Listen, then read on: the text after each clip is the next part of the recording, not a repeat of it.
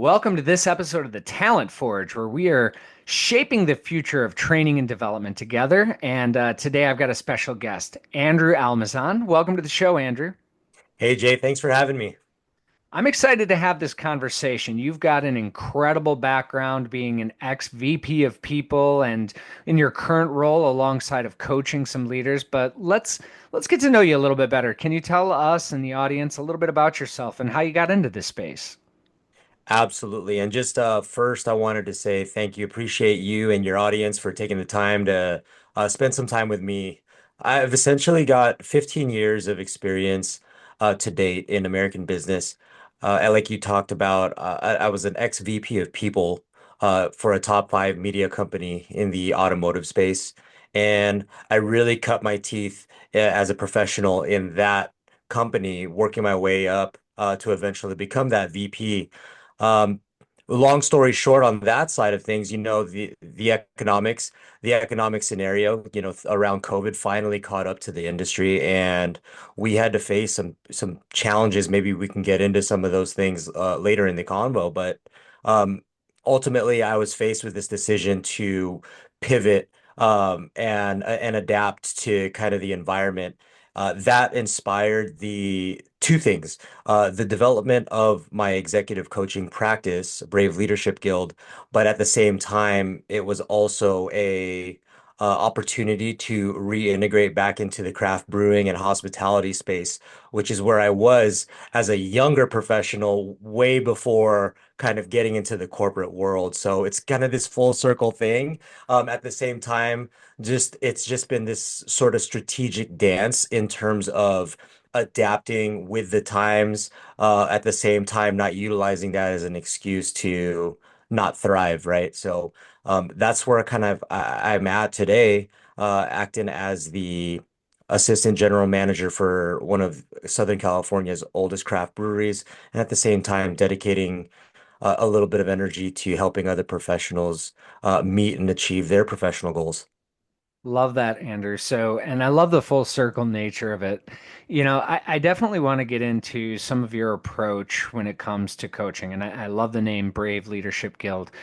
Before we go there, though, I want to dig into this role as vice president of people, and I think this is important because a lot of our audience, in the talent development space, they may be reporting to either their HR function or their CHRO, or if there is a position of that, the vice president of people. So let's get into the mindset. What were you thinking, and what was sort of like your major concerns when you were in that role of VP of people? Yeah, absolutely. As that vice president of people, I took a lot of pride in that role. I think it combines the very best of what you might expect or what you might think about when you think of traditional leadership in the human resources space. An acute attention to detail with policies, regulations across the country, and even internationally, if you're working for an international level organization. But at the same time, I really was a big advocate for creating a space where the VP of people role could thrive at that media company, side by side to a VP of human resources who we had at that time, um, as that added layer of organizational design and people strategy. I think that that's that additional layer. You're thinking in terms of looking at the entire organization in all its moving functions, and ensuring that all the pieces are in alignment and kind of working towards that overall organizational mission, and the values that it has. I like that division because I think in a lot of cases, and I find it interesting, the more conversations I have with HR and HR representatives, they feel like they're kind of put in this double bind of having to serve the master, the organization, but also having to serve the people. So how did that relationship go when you have sort of a designated people strategist working in conjunction with HR? Did people respond more positively to the HR function? Did they respond more positively to the people? Was there divisions? How did that look in that organization? Yeah, I think the first step was really getting people to understand the value of both functions. Uh, just candidly speaking, I feel like, and in my experience in the HR realm for a time, I feel like the human resources space and professionals on that team tend to get a bad rap. I think that there's a stigma that uh, people within an organization tend to feel about human resources. They tend to feel like they are the internal police, that's the primary function. There may be, at the worst case, they're serving maybe the interests and the functions of the senior leadership team, the executive team, and risk mitigation, right? And at the worst, maybe not really having a pulse on the needs, the concerns, or the initiatives that do matter most to the people. But I think that perspective lives in internal organizational culture when you don't do a good enough job internally marketing the value of the function of human resources. And I also think that as a human resources professional, we have the opportunity every day to either break past and overcome that stigma, or reinforce it. I So think that's I tend to be, Yeah, I was gonna say I think that I'm that's sorry, go ahead, smart. Jay. No, that's totally smart, and I really think about what you just said of each day our behavior is going to determine whether we're perceived as the executioner or the actual the role and the function of, yeah, of course we've got to mitigate risk, or of course we've got to be able to enforce some of the policies, but at the same time, it still is about the human aspect of human resources. So I love that you brought that up. I think that you're Yeah. absolutely right. That bad rap comes in many cases because HR has been used as the executioner function and not necessarily deployed at the highest level. But we, as in that talent space, in that human space, can sort of reestablish what our brand is as an HR function. How might we, with your background in media, I have to ask the question, how do we go about marketing that? How do we go about creating the conditions to sort of reinvent ourselves? Because I think that's a really important question, both for HR and for talent development. Yeah, I love to start. That's a great question, Jay. I appreciate that. I like to start with thinking about what are the perceptions that we need to tackle, that we need to face. What are the tough truths about what our people are saying about us at the water cooler? And I think that if we as professionals at the highest rungs of self-development with a mind for and an eye for improvement, constant growth, if we can be open to that feedback and not be defensive to it and say, okay, perfect, here's the opportunity. We've been provided with the blueprint. The Someone said it, someone smarter than me said it, that accusations are just confessions of people's interests. And I've definitely built a philosophy of conflict resolution around that singular statement. I think it was an old professor from on the I didn't take law, but she was in a professor from the law side of Pepperdine University, and I think she was just having a conversation, and that really stuck with me. But I'll say it one more time that someone's accusations are just confessions of their interests. So plainly speaking, if someone says to their boss, you know, uh, you tend to just kind of mow me over in meetings and kind of shoot down my ideas, we can, as leaders, get defensive about that, or we can say, you know what?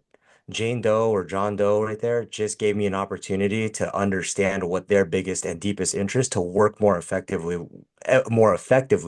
with me is. And that's an opportunity to be understood, to maybe recognize the value of the ideas that they bring to the table. And so just I'm a big jujitsu practitioner, so the idea of flipping energy is huge to me. And we can look at these negatives in positive light. So the long answer, shorter answer to your question is taking stock of what people are saying at the water cooler and then dissecting that. What is that? How can we meet people with those criticisms and create a dialogue that helps show them that one, we understand. We think we understand what you're getting at there. Let's check for alignment. And then if we are aligned, let's come up with a plan to earn your trust, to establish some confidence in what we do. Some absolute gold in that statement, Andrew, and I love the flipping analogy. I also practiced jujitsu a long, long time ago. Haven't done it so much Amazing. recently, but and even the philosophy of jujitsu is you don't have to be the biggest to have a lot of power and control if you can actually control yourself. And I think, something that you said that really resonated with me on that is the part about taking a step back when you experience that criticism or you hear that feedback. It's something that Jocko Willink talks a lot about time is detaching from it, taking a step back and saying, okay, well, why does this perception exist? Or what is it about this statement that could be true? Or should I really evaluate about myself? But it's that defensive nature that often gets in the way. So now you coach executives. How do you get them to back away from that sort of defensive nature? Because this could be true whether, somebody says, "Hey, I really didn't like your training that you just gave," or "Hey, I didn't appreciate the learning opportunity that you had there." We could take that personally because we divest our identity into it. Or we could actually take a step back, get away from that sort of taking it personally and say, okay, well, how can I use this to create it? So in coaching executives or anybody else, what's a good strategy for us being able to take that momentary pause and say, what can I learn from this? Or how can I create an opportunity from this? Yeah, that's great because, and I think you hit the nail on the head there, Jay, because that really is the first step to any meaningful work being done. I think at the executive level, even at the beginning stages, if you can do that as an entry level professional, the sky is definitely the limit. Because oftentimes, like you just said, I think it's not external obstacles that get in the way of projects being completed or visions for initiatives that never got off the ground. Um, it wasn't these external issues. I think it was someone getting in the way of themselves and another jujitsu term, just tapping out, a little too early. Tapping, strategically is definitely smart for longevity, but in the case of what we're talking about, I think if we can detach um, from that emotional response that we get when maybe your boss rejects your idea, or maybe they're not as emotionally intelligent in their response.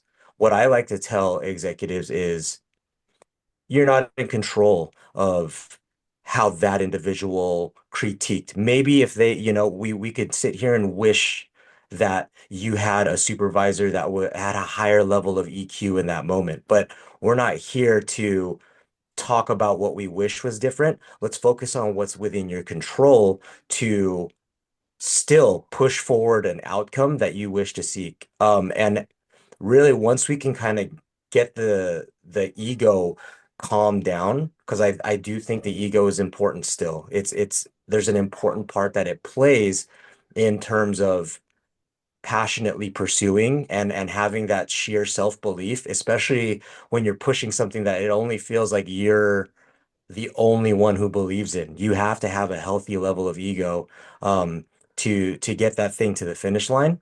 But you have to quiet it enough to not be so uber sensitive to all the external factors that are vying for your response. Um, so if we can kind of get that an individual to that place, then I think the secret well, it's not the secret, but the area of where I focus on really getting meaningful work done with executives is now let's unpack what's within your control. Let's focus on those levers And then outside of that, um, what do the people that are relying on you stand to gain if you absolutely crush it and bring this thing to life? I love that. So it's super fitting with even something that we teach, which is the behavioral intelligence model, which is explain and predict behaviors as two pillars or two components, and then the last two components are influence and control. And part of that is we can influence somebody else's behavior. We can't control them. And then we can control our own behavior, which can then lead to influencing others. So being able to understand that difference of, hey, I can't control how they feel, what their perception is, how they communicate, what they talk about, but I can control myself and my reaction to it and what I take from it. So your comment on the ego, I think, is super smart because when I am a big proponent of ego. I just think that people misrepresent or misunderstand what the ego does. I think when they think ego, they think of all the egotistical, baggage that comes along with it. But I think somebody that actually has a really strong and healthy ego is the person that's able to say, huh, I hadn't considered that about myself. Let me think about that because they're Yeah. comfortable in who they are. Their ego is solid as opposed to it being the fragile ego that turns around and says, "I know you are, but what am I?" You know. Right. Right. So I think having a healthy ego is really actually having the sturdy foundation to be able to turn your perception inwards and say, "Yeah, okay, I can see a little bit of that. Here's how I might be able to adapt, or here's how I might be able to shift or change or take a different mindset."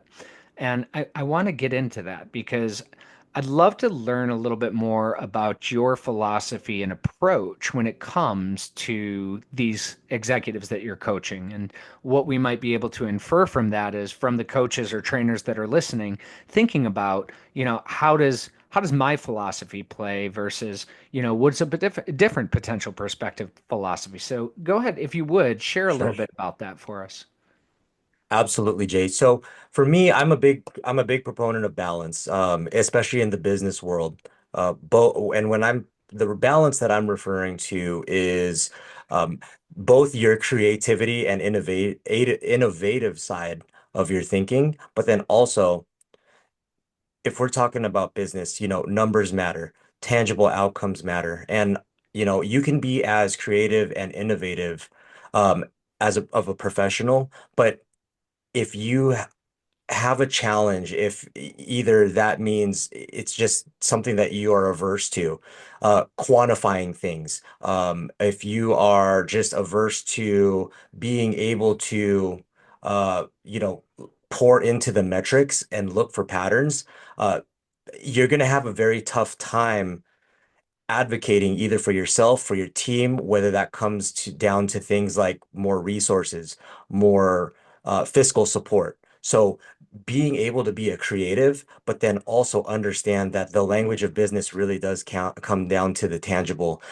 metrics that kind of move our economy. So I like to coach executives and emerging leaders in the discipline of understanding that you can't succeed without being at the very least having a healthy respect for both. So project management, have beautiful and disruptive ideas, but be disciplined in terms of being able to communicate to yourself, to your team, and your supervisors above you how you're going to produce tangible outcomes for the business, for your department. So that might be a kind of like a way that I do that.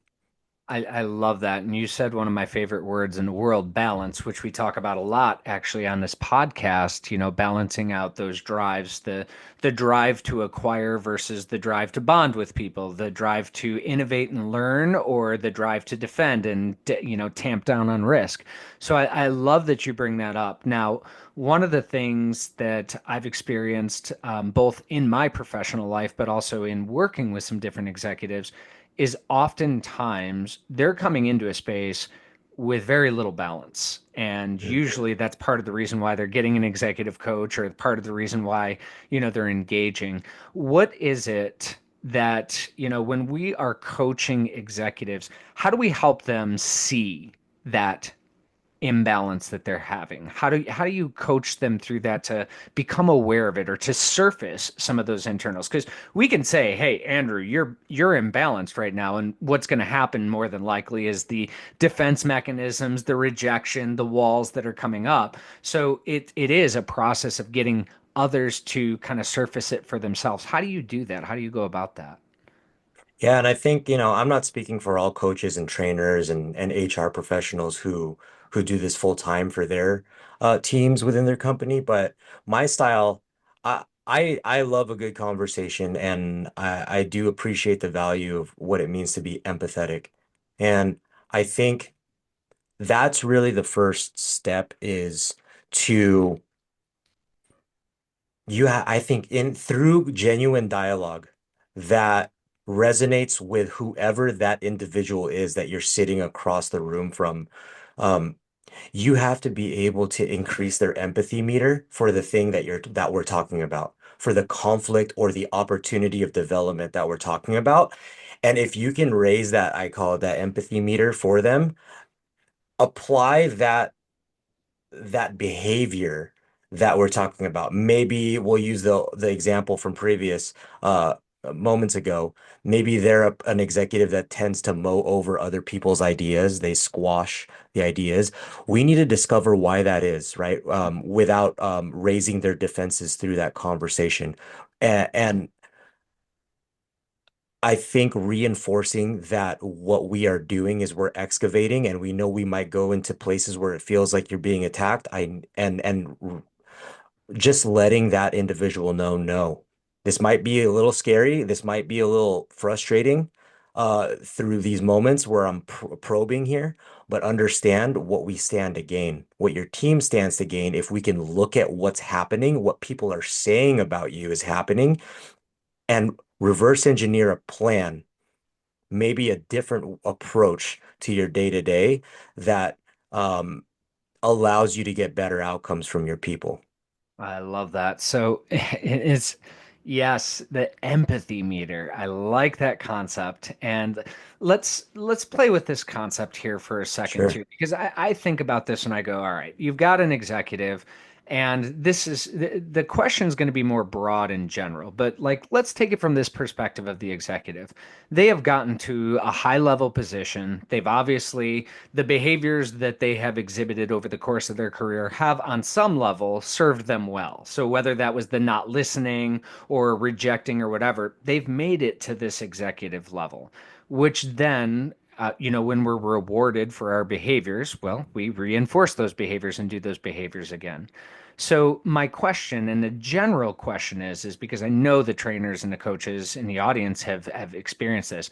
What happens when you get that executive that's resistant to change and that just doesn't want to push forward with something or doesn't see the value of it? They're like, well, I am who I am and it's gotten me this far. That sort of mentality that's like the antithesis to growth and development. What do you do to sort of encourage, empower, or influence that sort of shift in thinking? Yeah, I have a very simple prompt that I've honed through a few conversations with that. And it's as simple as asking them in the same stroke when we ask, what do your people, what does your company, what does this organization stand to gain if you absolutely succeed in this thing that we're working on? Getting them to really focus and get that out on paper in the same conversation, asking them, what does this organization, what does your team, what do you as a professional stand to lose Mm, if you don't, if you fail? I love that. The inverse pro and con list. What's the pros of doing it? And what are the cons that are going to exist if you don't do it? I really love that approach. So, brilliant. Let's talk about, let's talk a little bit about what success looks like. How do you measure success? How do you, you finish a coaching program, or even when you were working within your teams, what was it that you defined success? Part of the reason we started this podcast was because we know that from like data out there in the industry, 9 out of 10 trainings fail to lead to any kind of organizational impact or results. We know Sure. that less than 23% of the people that attend a training or go through some kind of coaching program actually shift a behavior. So, from your perspective, what does success look like? An organization invests in a coach, or even the leader invests in a coach. How do you define what that ROI or what that success is for them? Yeah, and that's a great question, and that really comes down to the crux of it all, right? In terms of what we do as professional coaches, trainers, and executives for companies. We and I said this just last week, we live and die professionally by how well we articulate and execute on the ROI that we create for our people. And so to answer your question, Jay, I think I like to live life a little bit on the edge with my coaching. There's no template KPI for clients. Through a discovery call, we mutually develop or extract what the deepest, most high impact goal looks and feels like for that executive or for that executive's team. If it's a team coaching, we list it out, we boil it down to like three things. Um, and we check for alignment on that. And so the KPIs, client by client, are always different. Some might be a little more qualitative. It might be, hey, at the end of our engagement, I'd love for you to facilitate a 360 peer review for where we have a sample size of subordinate level, peer level, and supervisory level people. I want to be able to crush at least an 80% score, Mm, 8 out of 10 yeah. across the board. Perfect. For someone else, it might be, hey, I'm a sales rep, a national sales rep. I just have trouble staying organized. Um, a KPI for them that we've worked on in the past is, hey, I'd like to see an increase net, like 2-3% in sales over 90 days of us working together, specifically through you helping me dial in my organizational approach. So I chance it client to client because everybody's different and every professional's um, opportunities are different, right? So I would think I would be doing someone a disservice, and I would actually uh, encourage other trainers and other leaders who are listening to this to take that chance too and treat everybody as an individual. You might have like your template offerings, but really the most valuable thing we can do as coaches is serve as that coach, right? That sees things from a different vantage point and sees everyone for their unique selves with their unique opportunities. And it might be a little more work to step outside of that and tailor something, some success metrics to that professional, but that's how you create long-term value. Couldn't agree more. And, I think it applies not only just to coaching, but also to training too, like developing some kind of custom specific, clear objectives for the training or the offerings that you're going to be giving, and making sure that those are aligned with the business objectives and being able to ask the right questions to get to there. So, as you mentioned, going through that process of discovery and asking the questions to really get to the KPIs. And we talk about KPIs on here, but if you're just joining and you're not familiar, it's key performance indicators, which is one of the measurements that generally we would look at to make sure that, hey, we only had people laughing 10 times a day and we want them laughing 20 times a day. That could be a KPI that you're training for or developing for or coaching for. I use just a simple one there as an example, but I think it's really important when we look at it and say, uh, how is this person showing up? Because even if I'm doing a sales training and I have my organizational objectives, well, how each of those people are performing. Some of them may be making 1,000 calls and just not getting a close. Some of them may be making 100 calls and only getting 2 meetings or whatever else. How they approach that and giving them some space to develop what is it that I need to do to be successful can be a really powerful approach. But you're right, it does take more energy and more effort and more work. So as we kind of get to that space, do you have any tactics, tips, strategies that you would encourage the audience to consider when it's, putting in that extra amount of effort? And is there anything that you do to really kind of synthesize that or make it more efficient? Or from your experience, even being as a VP of people, what were some of the things that you would tactically do in order to create the conditions for kind of that individualized learning? Yeah, absolutely. And if I could, I think the best way for me to share those strategies is to kind of work my way back from some anecdotal evidence. I have it noted here, but it's a recent and real world outcome that we've been able to enjoy here with me working alongside a general manager for the last 10 to 12 months. Hmm. So I'll start with the outcomes and then kind of maybe we can talk about how we got there. But as of January, we looked at his KPIs and his biggest KPIs have to do with the revenue that the building generates for the business.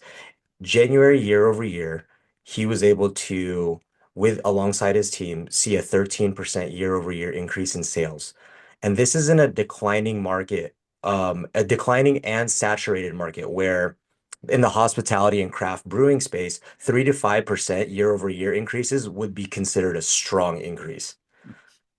And Q. especially now because it seems like there's a big move towards like mocktails and partake, non-alcoholic. Yeah. So any of those types of things that it seems like, from the upcoming generations that drinking's on the decline. You also have market factors that are on the decline. So that 13% year over year is pretty incredible. I want to point that out.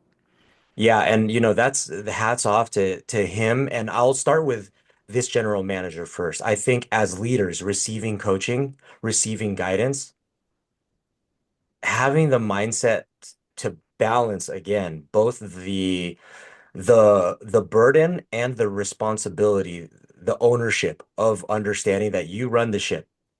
The ship sails or it sinks with you. That ownership balanced with the healthy ego that we were talking about early, Jay, to say, though I have that level of responsibility, though I command that level of authority and decision-making power, I am still not above learning, absorbing new information, and being a student, So probably important. Yep. more often than I'm actually showing up as a leader. And probably I'd say that's the biggest thing that a leader can do is demonstrate to their people that there's value in being a student, even at the highest rungs. It's empowering, I think. Trainers and coaches take that because as a trainer and coach, one of the most important things is that we never stop learning ourselves and valuing that process of learning. So I agree with that, Andrew. Keep going. Absolutely. So, long story short, though, 13% year over year increase, if when we look at January to January, Q4, 6% growth year over year. And then in terms of his Q4 sales, he beat the goal by 2%. So three major metrics. I mean, next we're going to work on how do we continue to build a record of achievement for this general manager so that they can continue to ramp up, grow, keep vying for resources and keep innovating new opportunities to generate revenue. But at the same time, by generating revenue, there's a lot more to gain. The community gains because now you have this beautiful place that patrons feel that like they can call a home away from home. New networking opportunities are happening. So like everyone stands to gain when within the ecosystem. But enough on that side. How did we get there, right? So it really started with the strength-based approach. I'm a big believer in it. Uh, focusing on someone's strengths and doubling down on those. Not to say that we shouldn't pay attention to people's gaps, but I think that there's a book out there. I forget the name of the book, but it talks about uh, the movie Rudy, and um, the great movie, a great classic, but it flipped the concept of kind of, taking somebody who maybe wasn't as proficient and pouring all that time into energy to get the one touchdown. It challenges that perception by saying, what if we focused on what Rudy was strong at? Maybe Rudy was like a highly analytical strategist. Maybe he might have been a better, sideline advisor to the coach. Right. You And know, still ver contributing to the team's wins or their performance. Yeah. yeah, Gallup and their Strength Finders assessment is actually one of the assessments that I've really used. And their whole approach is if you're spending most of your time in your top five strengths, you're probably going to be happier, more productive, and feel more valued for the work that you're doing than if you're spending the rest of your time on the other 28 or however many strengths there are that are below that in the strengths DNA. So there's some pretty good evidence that's been done by Gallup on how important it is to really sort of stay. I don't want to say stay in your lane because we can always develop, we can always learn new things, but really kind of tapping into that and saying, hey, let's spend 80% of our time dedicated in this strength world. And, if you're going to do other things, really only make that 20% of your time or whatever the percentages might lie on that. So yeah, how do you help people find and really kind of because now I'm going to say this, and this is coming. I used to be a hockey player. I used to be an MMA person. I used to be a number of things, and there was a lot of people who thought that they had really good strengths, yeah, and they were probably their biggest gaps and weaknesses. And then there was other people that were thinking to themselves that they had these gaps and weaknesses, and it's just like, really, you think that that's a gap? Like that's one of your biggest strengths. How do you help them sort of navigate that space of either, that sort of biased perception of strength or the we'll call it the imposter perception of strength? yeah. There's a couple ways I think that you could do that, as a coach, depending on what your level of, empathy is, right? I really do think that that is one of those X factor traits that helps a coach, a trainer, an executive kind of read that gap qualitatively. Hey, Mhm. is this person, as we're having this conversation, you can sense if that person's self-perception is in alignment with what others might perceive, that external perception. And I think if you're a coach, trainer, executive, qualitatively, you could start there.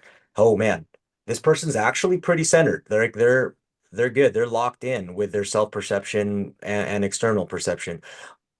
You can then act as a coach to guide that person, have them objectify some of those areas. But let's say maybe you want to fact check. You want to fact check what you're reading.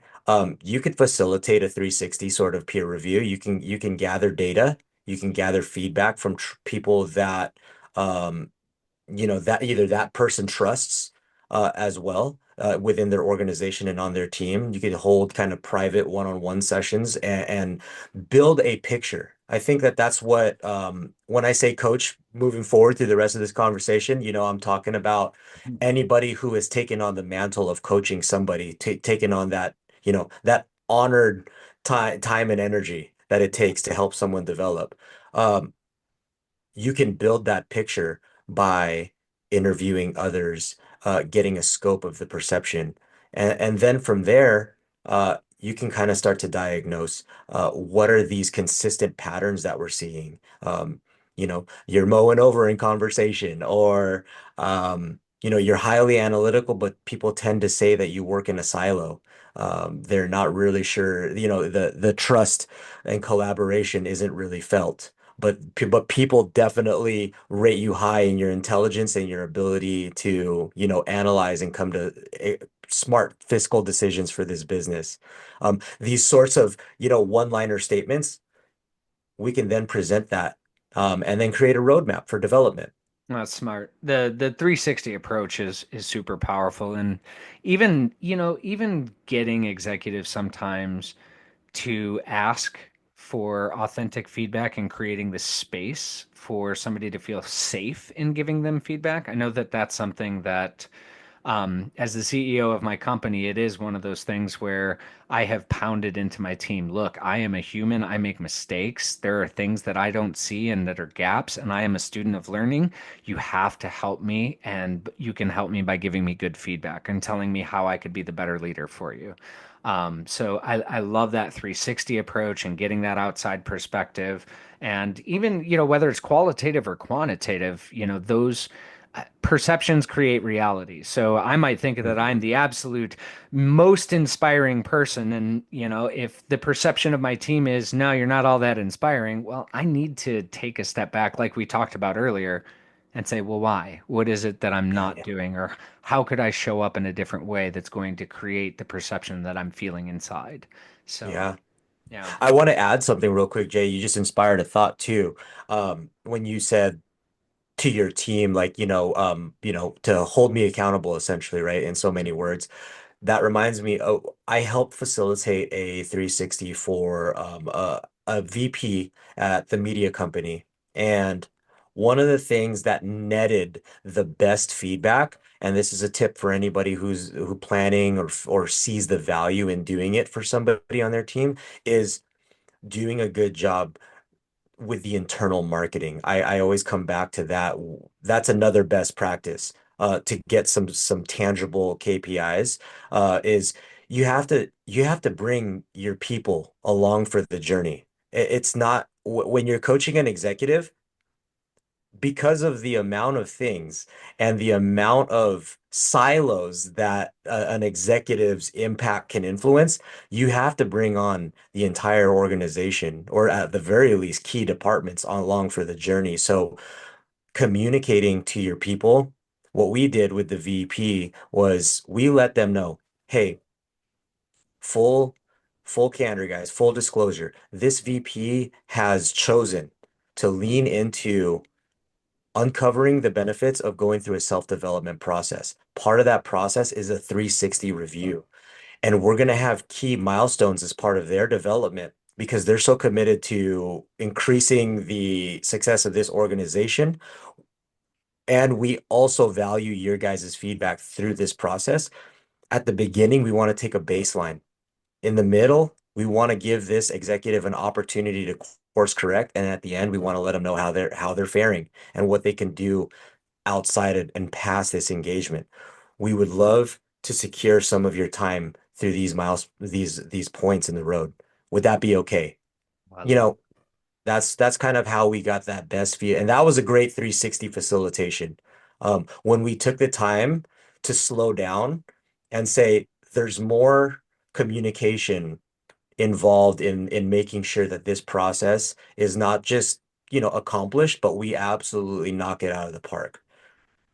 Andrew, there's so much gold in there too. Is, if we improve the internal communication of everything, like our trainings, what's the purpose, what's the intent, how they can help, how they can support, why it achieves a business objective, why it impacts the individual that's going there.